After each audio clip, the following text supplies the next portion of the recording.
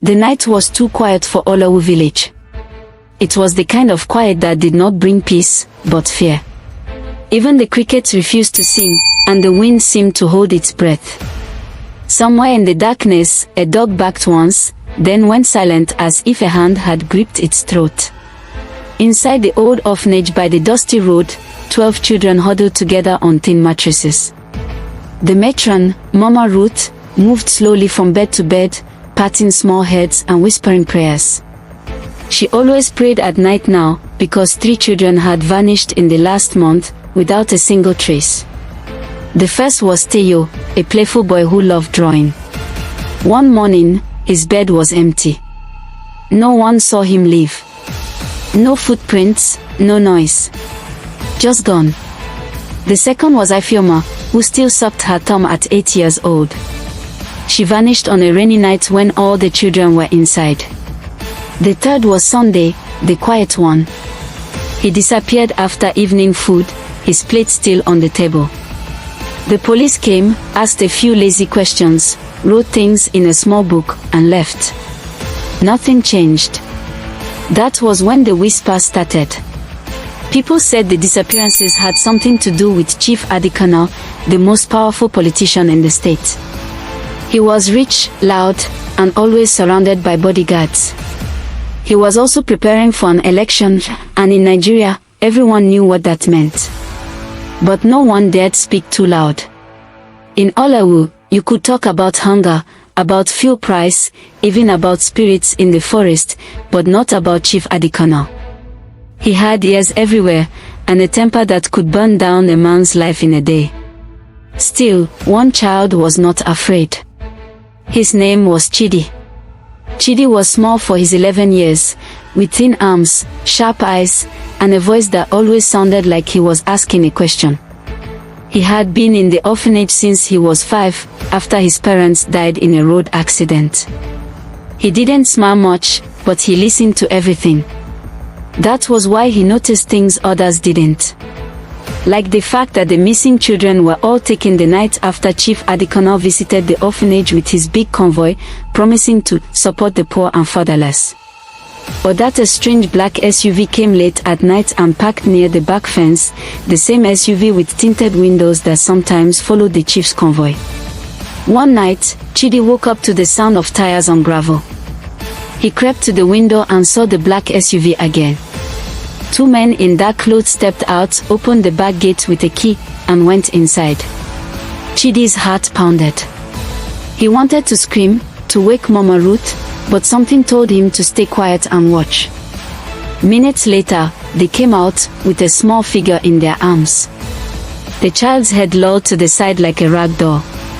Chidi saw enough of the face to know it was Mercy, the youngest in the orphanage. He bit his lip to stop himself from shouting her name. The SUV drove away, swallowed by the darkness. Chidi couldn't sleep for the rest of the night. His mind kept asking one question: where were they taking them? By morning, Mama Ruth was crying, the other children were frightened, and the police were back, pretending to investigate. Chidi kept quiet. He knew if he told anyone what he saw, the men might come for him too. And deep down, he feared no one would believe him. But something happened 2 days later that changed his mind. A boy from the market, someone Chidi sometimes played football with, whispered to him, "I saw Mercy, but she wasn't alone." Chidi's eyes widened. "Where?" The boy looked around nervously. "In the forest, near the old shrine.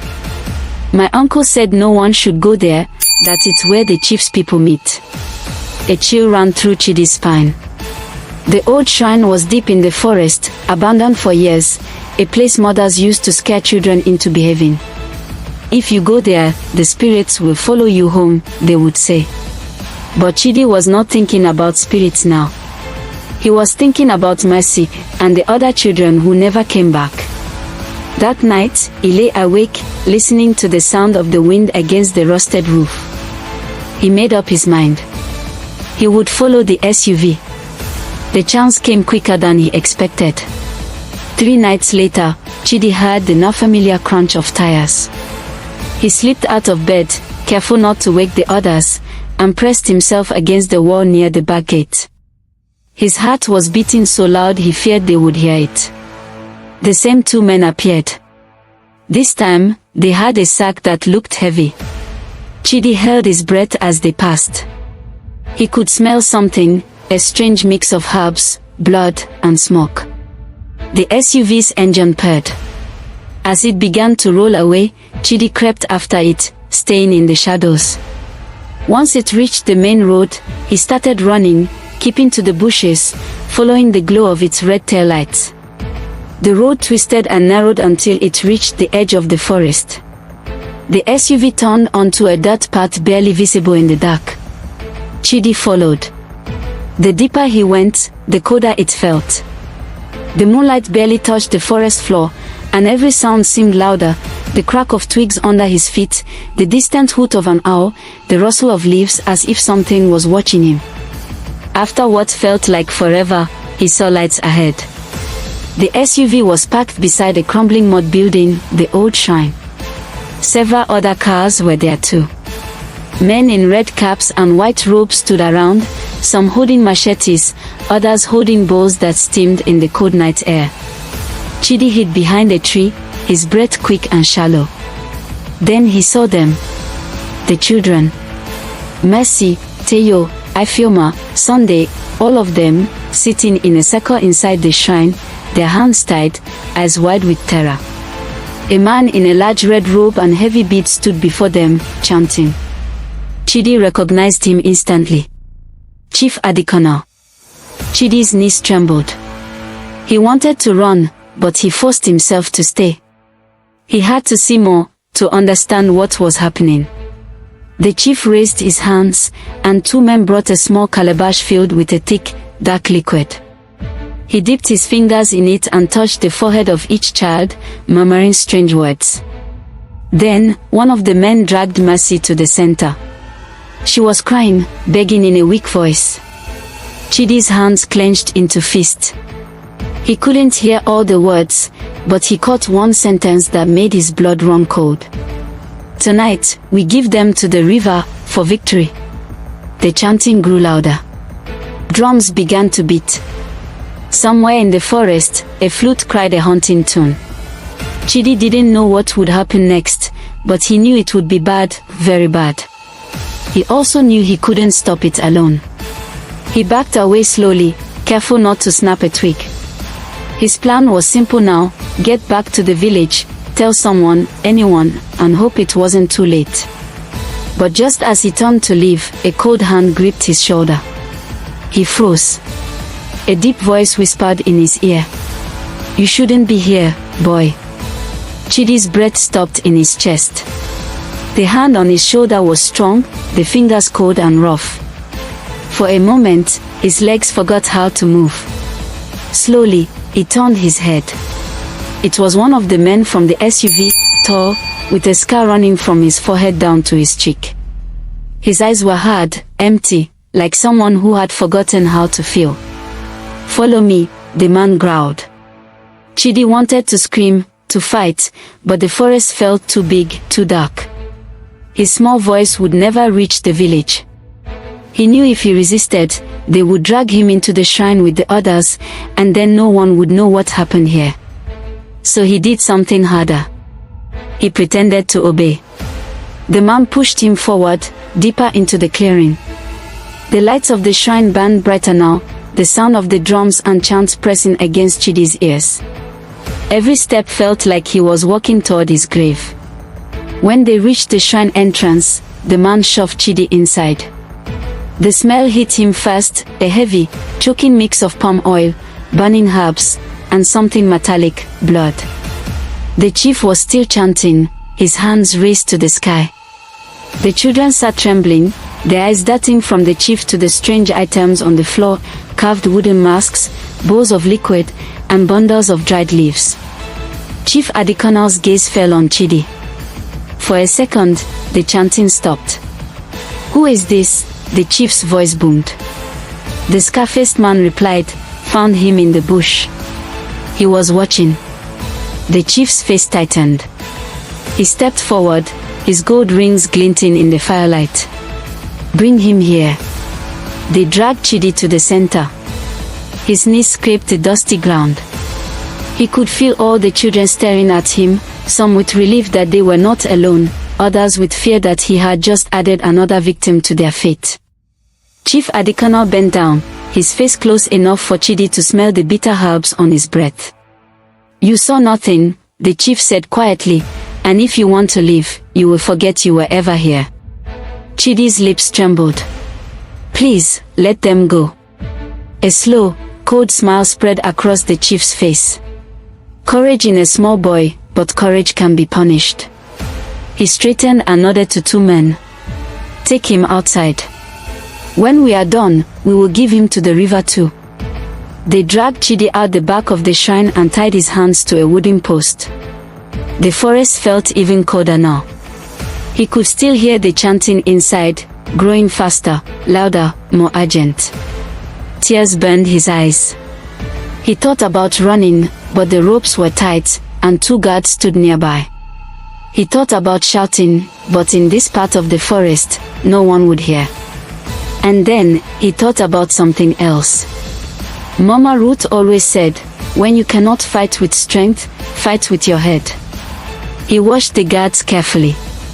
One was holding a small bottle of gin, drinking between yawns. The other was leaning against a tree, fiddling with his phone. They weren't paying attention.